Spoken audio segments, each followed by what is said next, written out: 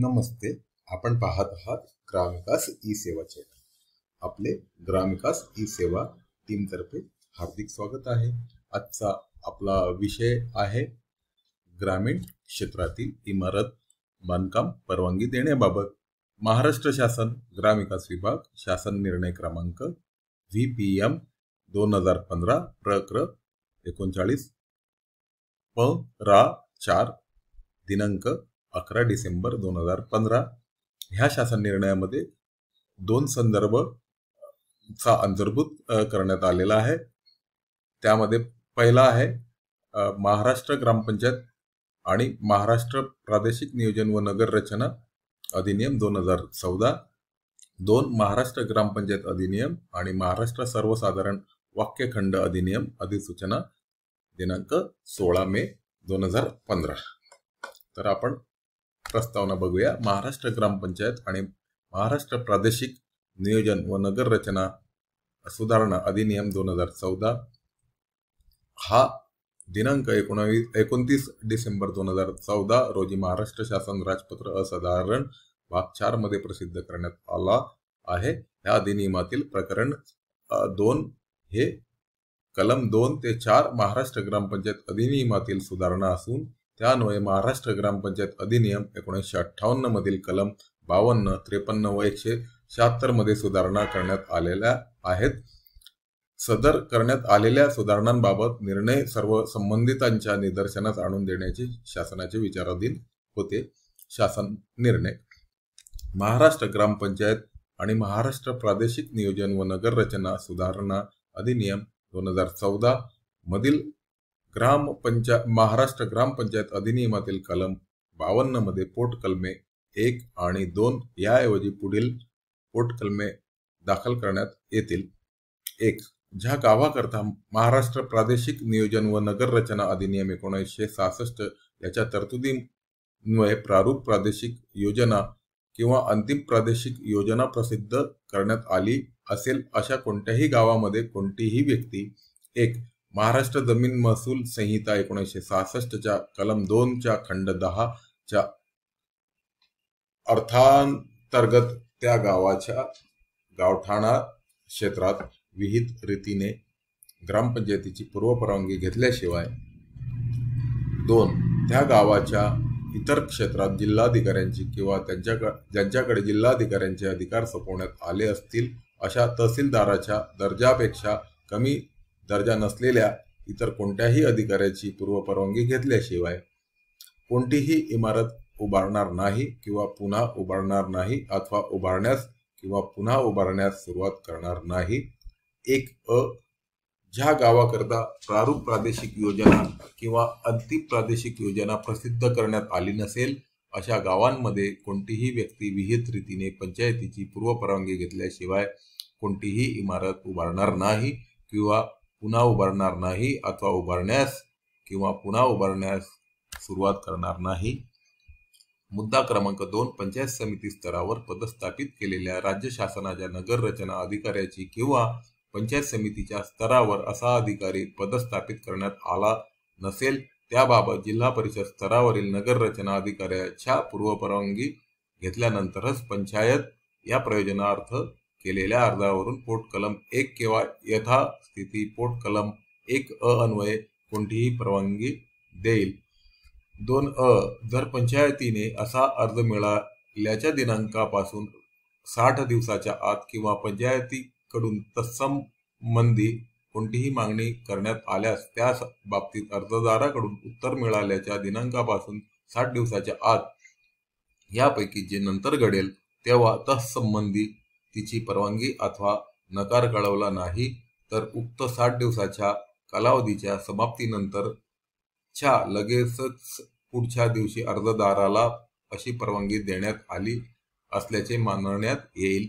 परंतु महाराष्ट्र प्रादेशिक नियोजन व नगर रचना अधिनियम 1966 याच्या तरतुदींना किंवा त्यावेळी अंमलात असलेल्या इतर कोणत्याही कायद्यान्वये तयार केलेल्या कोणत्याही उपविधींना किंवा विनियमांना अनुसरून सबंध विकास नियंत्रण विनियमाचे किंवा यथास्थिती प्रारूप अंतिम प्रादेशिक योजनेचे काटेकोर पालन करून कोणतीही इमारत उभारण्यात किंवा पुन्हा उभारण्यात येईल अथवा उभारण्यास किंवा पुन्हा उभारण्यास सुरुवात करण्यात येईल या शर्तीस अधीन राहून अशी परवानगी देण्यात आली असल्याचे मानण्यात येईल. परंतु आणखी असे की पूर्ववर्ती परंतुकाचे उल्लंघन करून कोणतीही उभारणी किंवा पुन्हा उभारणी अथवा उभारणीस किंवा पुन्हा उभारणीस सुरुवात ही अनधिकृत विकास काम असल्याचे मानण्यात येईल. 2ब पोट कलम 1 किंवा यथास्थिती 1 खालील शर्तीवर परवानगी देणाऱ्या किंवा परवानगी नाकारण्याबद्दलच्या आदेशामुळे व्यथित झालेल्या कोणत्याही अर्जदारास तिला तो आदेश कळवल्याच्या दिनांकापासून 40 दिवसाच्या आत जिल्हा परिषद येथे पदस्थापित केलेल्या नगररचना विभागाच्या जिल्हा प्रमुखाकडे अपील दाखल करता येईल. ते अपील विहित करण्यात येईल अशा नमुन्यात असेल आणि त्यासोबत विहित करण्यात येईल अशी न्यायालय फी भरलेली असेल अशा जिल्हा प्रमुखास अपीलकर्त्याला आपले म्हणणे मांडण्याची वाजवी संधी दिल्यानंतर अपील प्राप्त झाल्याच्या दिनांकापासून 90 दिवसाच्या कालावधीच्या आत संमत केलेल्या आदेशाद्वारे एकतर ते अपील बिनशर्तपणे किंवा त्याला योग्य वाटतील अशा शर्तींना अधीन राहून मान्य करता येईल अथवा ते अपील फेटाळता येईल. अशा अपीलावरील जिल्हा प्रमुखाचा निर्णय अंतिम असेल आणि तो सर्व संबंधितांवर बंधनकारक असेल. 2क कोणत्याही न्यायनिर्णयामध्ये आदेशामध्ये किंवा हुकुमनाम्यामध्ये काहीही अंतर्भूत असले तरी महाराष्ट्र ग्रामपंचायत आणि महाराष्ट्र प्रादेशिक नियोजन व नगर रचना सुधारणा अधिनियम 2014 याच्या प्रारंभाच्या दिनांकास व तेव्हापासून महाराष्ट्र ग्रामपंचायत क्षेत्राचा विस्तार नियम 1967 निरसित होतील.